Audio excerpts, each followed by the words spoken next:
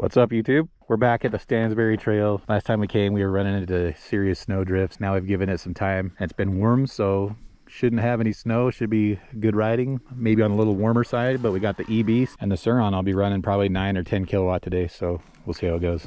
All right, here we go. This was a river deep before.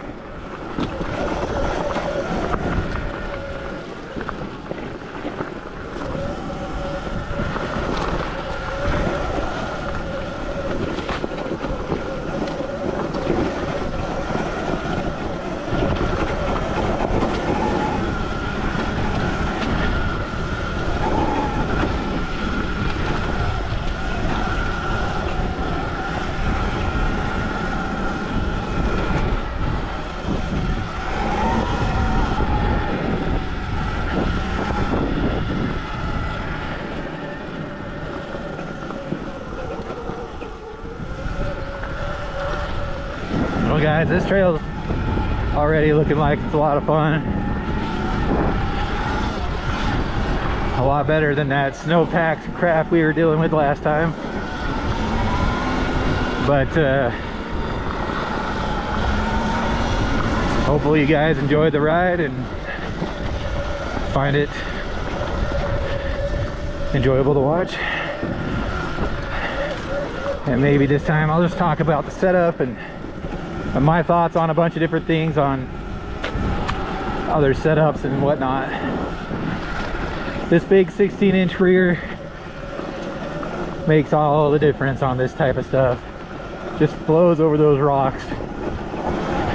And that 16-inch size definitely makes it playful in the corners. You can just kind of snap into them. But so yeah, as I was saying, it's playful.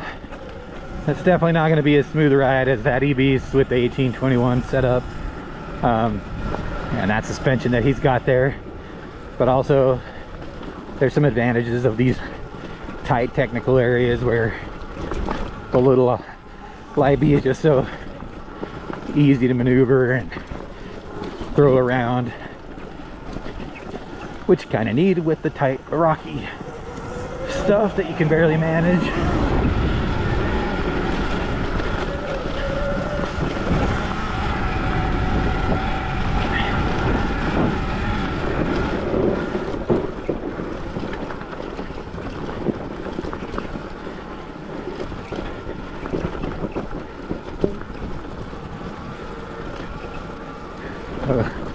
I forgot to do the regen setup again.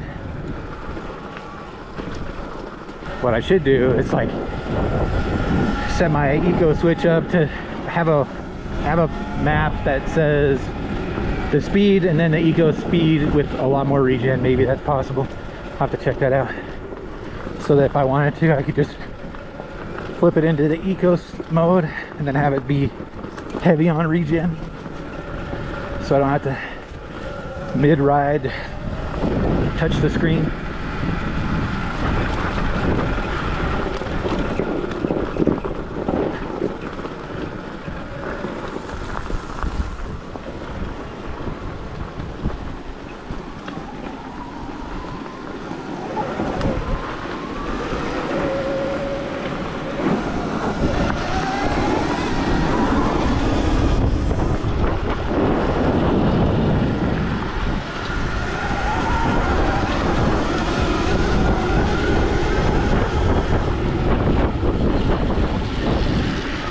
Sorry, right here.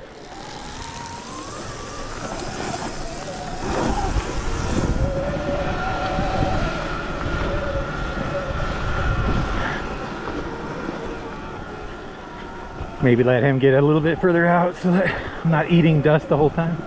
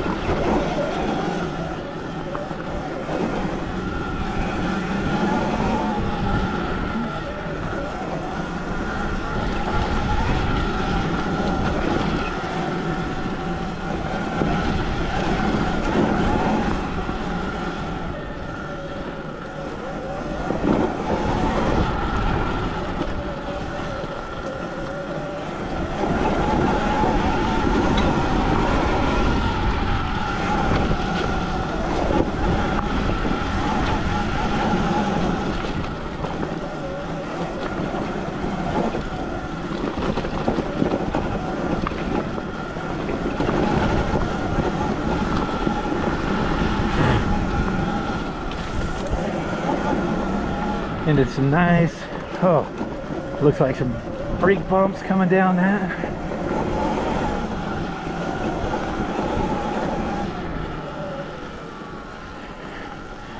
Oh, this trail is looking nice. It's starting to look like Mueller a little bit.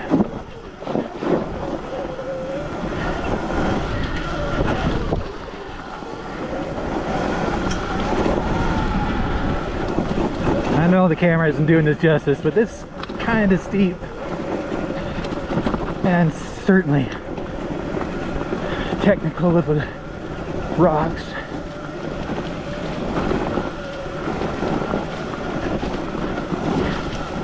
And in these brake potholes.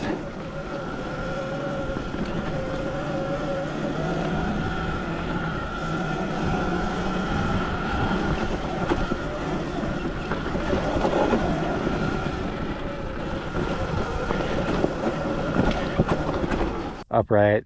This is the slope of the mountain that we're climbing. So, I mean, that's probably almost more than 45 degrees up this. The trails themselves, sure, they're switchbacks, but I mean, you can see the elevation change from down there to this one. It's a climb. There's no doubt.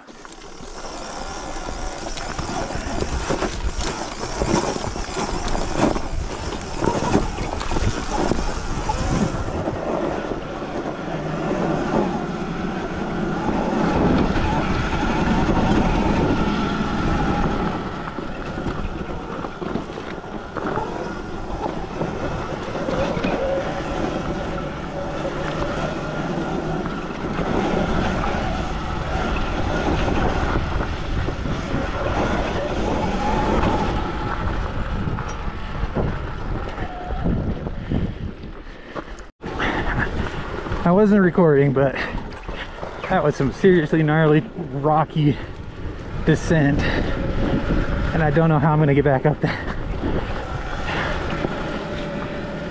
I gotta remember to do the regen on my next stop.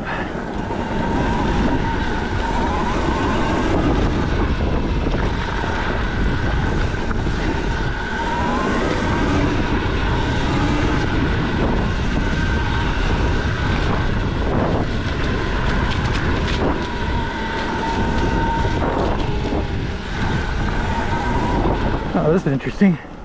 Like some rock face up here.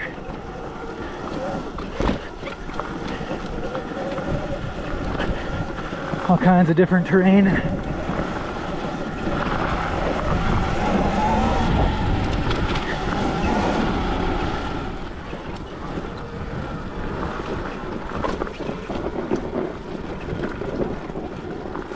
Oh man.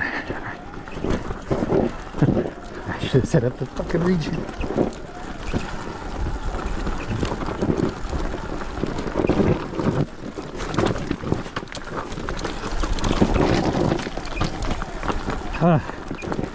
That is sketchy, to say the least.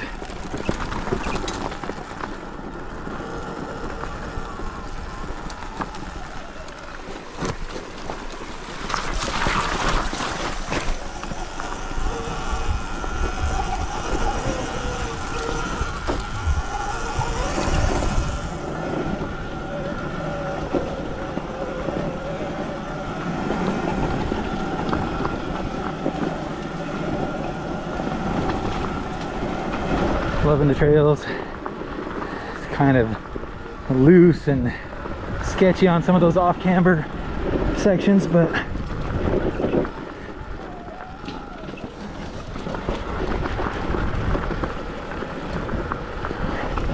there's been some really rocky, steep sections coming down this side, so we'll see how interesting that gets going back up.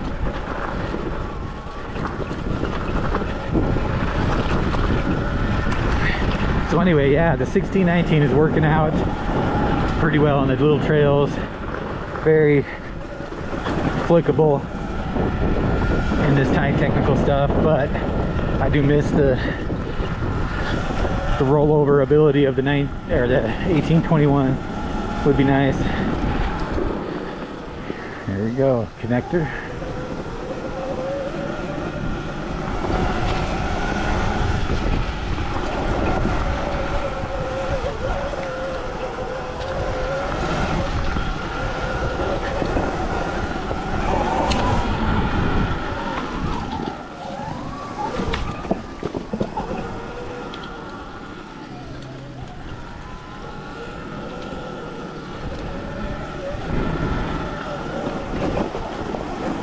Don't mind that giant cliff off the side of the left side over here while I'm skipping rocks.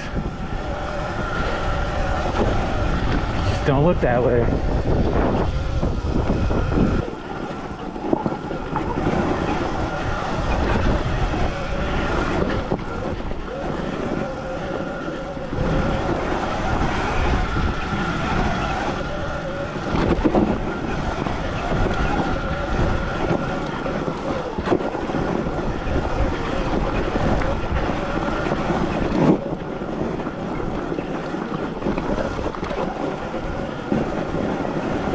Sur-Ron's doing pretty good up this steep thing.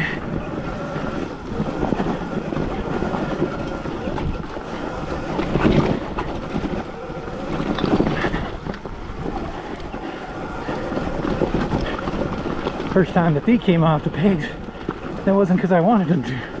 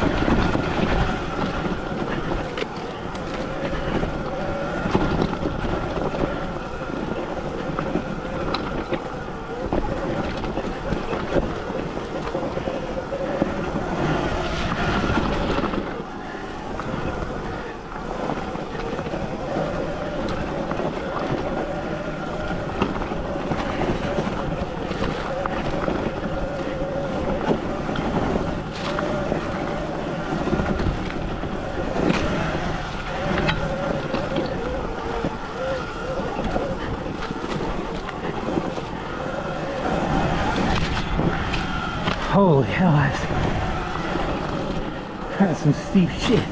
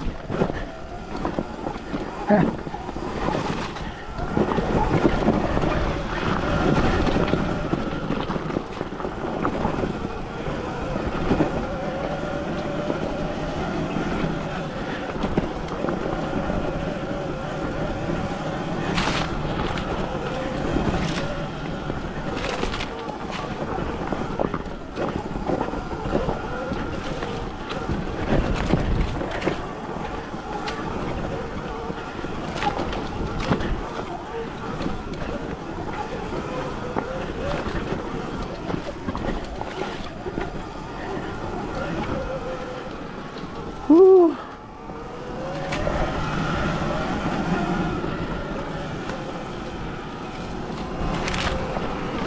Whoa, guys, that was nuts.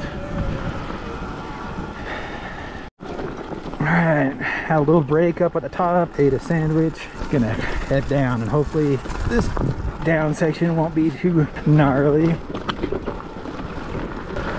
I have to admit, the Sur-Ron is, last time I rode a rocky trail, or a trail at least that was this rocky, I did not have this tire and it was a lot rougher.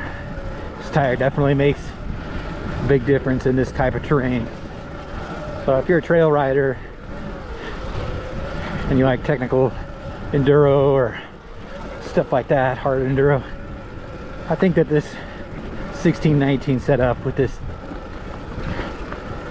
big tire in the back is a lot better than the 19s.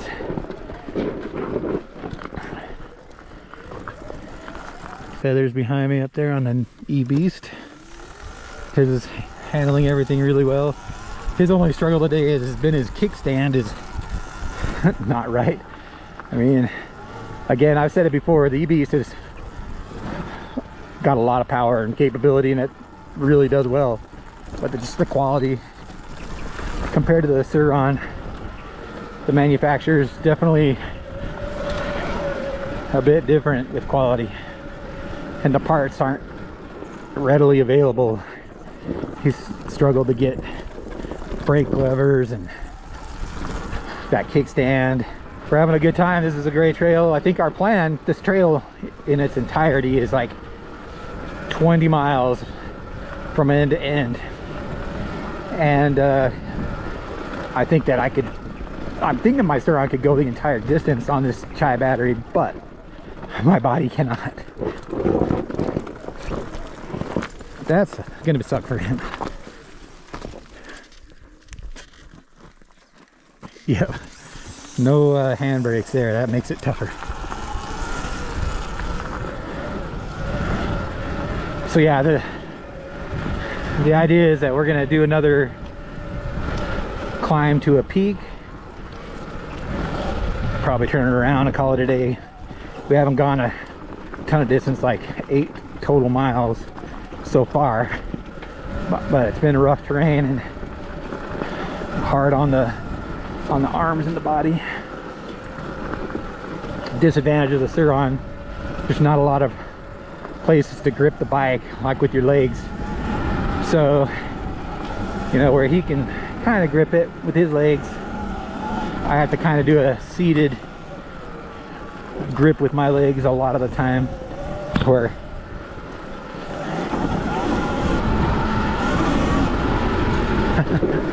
coming in hot.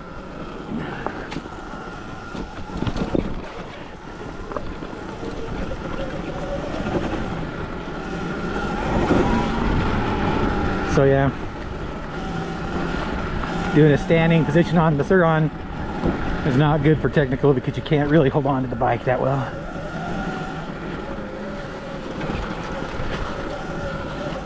But I've learned to do it on the seated position. It's not bad.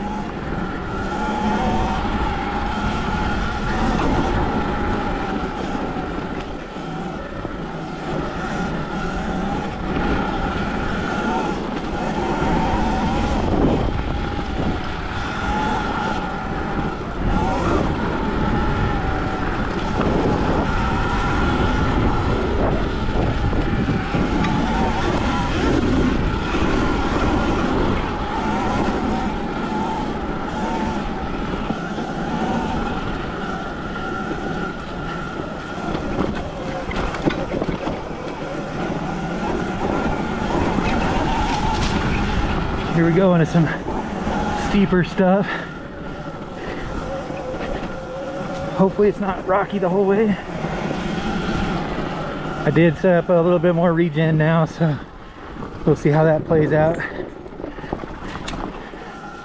We got a mud section.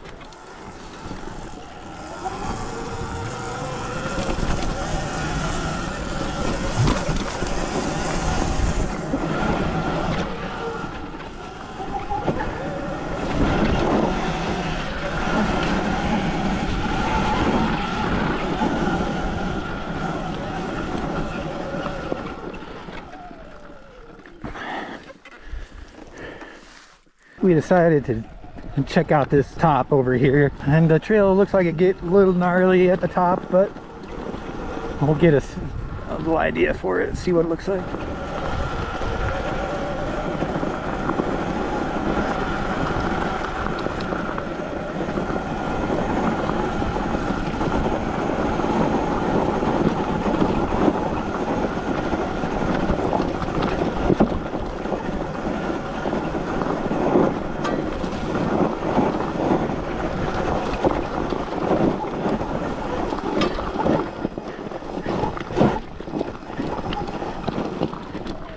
Whoa, that is gnarly.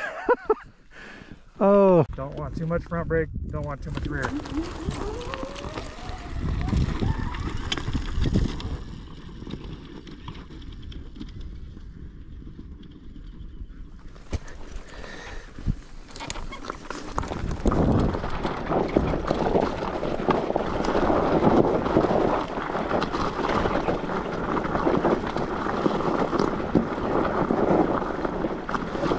Not bad. That honestly is so goddamn steep that I'm on the little fender of my bike right now. And we're alive, so that part's good. So to note, I did turn up my regen. I created a new profile. I didn't set it for my, I don't think you can set it actually for the EP switch, but I can already tell the regen will be a little bit better on the way down, so I don't, just on that steep section right there, it was nice. So I'm glad I did that. They can moo. Use some time to talk about my thoughts and on the state of these bikes, how the progression has come along, and what I have done differently. Let's talk about that. So if you follow me and you know my channel, you know I have two Sur-Rons. I have this one. Ooh. And a stock Sur-Ron that's mostly just cosmetic stuff on there, but that my son rides and my wife sometimes. But if I was to start over and say I had the same amount of money and no bikes, nothing, what would I do right now? I would I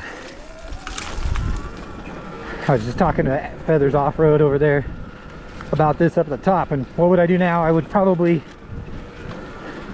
get an Ultra B for this type of riding, and I would probably get the Talaria XXX to have as like my commuter bike or the extra bike that my son could ride. And because that bike at $3 grand is a steal. This is steep. Just so you know, I've got this rear tire locked up, and we came up this. You'll see that, I guess, already in the footage, but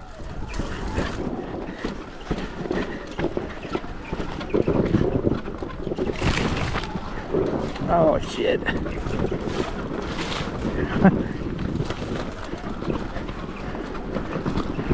My back brake is hot. So yeah, to continue my thoughts on the Talaria, I just think that XXX is a good buy. I would have a hard time right now going to a stock Sur-Ron or buying a stock Sur-Ron when you could buy that, or if you needed something a little bit bigger, going to the Talaria Sting R because it has more power and you don't have to do upgrades right out of the gate if you want to. Possibly, you know, I like doing the mods and the upgrades, and I'm sure I would still do some stuff, mostly cosmetic. I mean, I'll be honest, I don't think that you need more power than what the Ultra B would give you for this type of thing, you know. And then that XXX would be just a super fun commuter, some trails, some other stuff. Yeah, if I had to start over with the same money, that might be the direction I go. Let's talk about if I started over on this bike though. Say I had the Sur-Ron, what would I do different now than I have done? I have a 60 volt battery, and that was back then because you couldn't really switch between 60 volt and 72 volt profiles easily.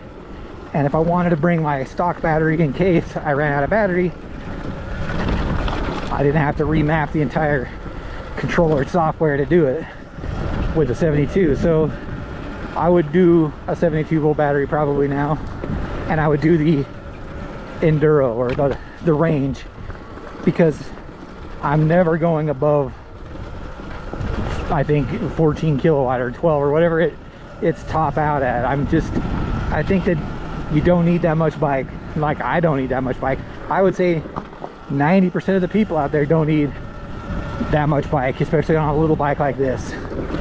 So I will go with that range battery, and the controller is in the same boat really. Like, don't get me wrong, I think I've enjoyed the Co, but I think I would go with something like the Electro & Co controller for cheap.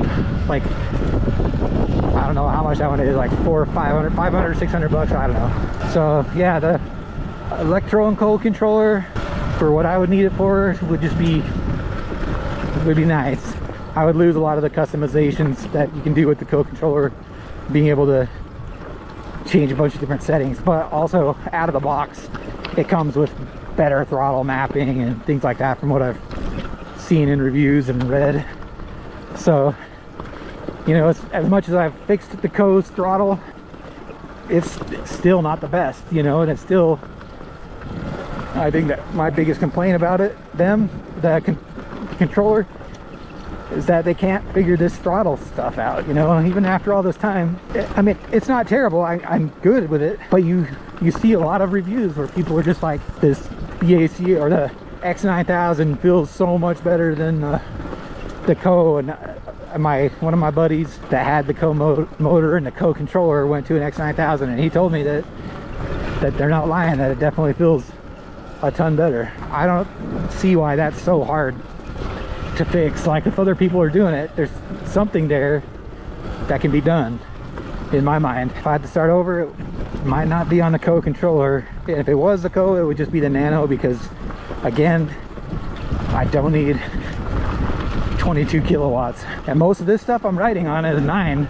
I do 9 kilowatts on a lot of these trails, just because, I mean, I might have some of those steep sections, I might have need a little bit more, maybe 10, which I have some mappings for. I just didn't switch over to. Again, I just don't think you need all that power. 90% of us don't. I guarantee all these kids that are out there riding wheelies all over town and stuff like that, they're not riding at the highest settings, they're riding at their mid settings, because the bike is a lot easier to control at 9 kilowatts than it is at 12. Yeah, they'll race or show off on the 12 kilowatt or whatever, but when they're doing those wheelies, I guarantee it's lower on their settings. It's probably like on the back, probably like a level 3 or 4 or something like that they're doing, not 5. I think about that kind of stuff if I was to start over. But I was just telling Feathers over there that I love this bike. I love it. It's everything I need and does what I want, so I don't have any regrets doing what I've done. Would I change some things? Yeah, but I'm good with the way it is too, so I'm not upset about it. And you've seen it basically keeping up with this Sea-Beast full-size 12 kilowatt bike with gears. Even it can do it. It does that stuff, and it does it really well with this 1619 setup, my beefier rear spring, because I'm heavy. I have a lot of fun on it. So anyway, I'm gonna probably cut the video here. No one wants to watch boring dirt road videos, so if you guys enjoyed the content, give me a thumbs up, subscribe if you want to. I appreciate it. You know, I'm close to 1,000. I would love to get to 1,000 subscribers. I just feel like I'm off the algorithm now, so whatever. Leave a comment, let me know what you think. Until the next time, keep the rubber side down. Well, the E-Beast died, boys. We're doing a little assisted push here on the Sur-Ron, but we got almost there. We're literally 60 feet from the cars before it died, but he was wide open throttle on a dirt road for a minute, so definitely contributes.